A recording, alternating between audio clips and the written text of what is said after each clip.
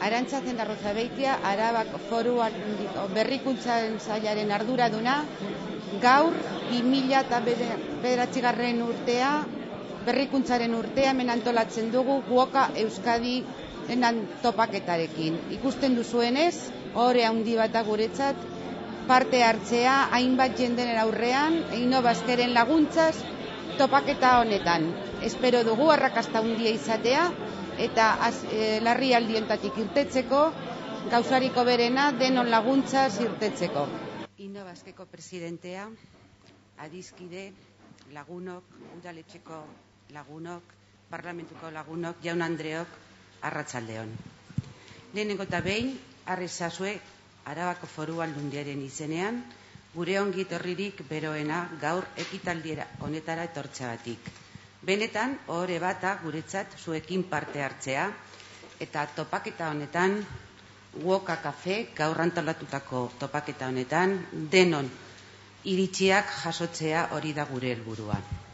Espero dugu, larrialdi honetan, zuen iritziak eta guztion artean lan egingo dugun guztia ondo hartzea, eta Innobasque bidez denontzako arrakasta handia izatea.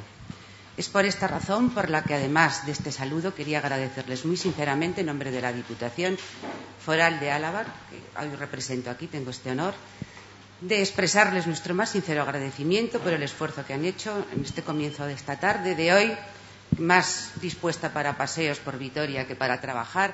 Por eso nuestro agradecimiento es quizá más destacado, porque con el esfuerzo de todos ustedes, esas reflexiones que van a plasmar en esos documentos que nos van a poner a nuestra disposición, esperamos y estamos convencidos desde la Diputación y desde nuestros compañeros también de Innobasque, que todos nosotros juntos podremos lograr que esta crisis, que tantas veces habrán escuchado hablar de ella, pueda perfectamente, con esas reflexiones sobre las materias que nos han planteado, ser una realidad de la que podamos salir muy pronto. Todos juntos lo lograremos. ¿Cuántas veces nos ha dicho Pedro Luis, en tantas ocasiones que hemos hablado de estos temas, que lo vamos a conseguir?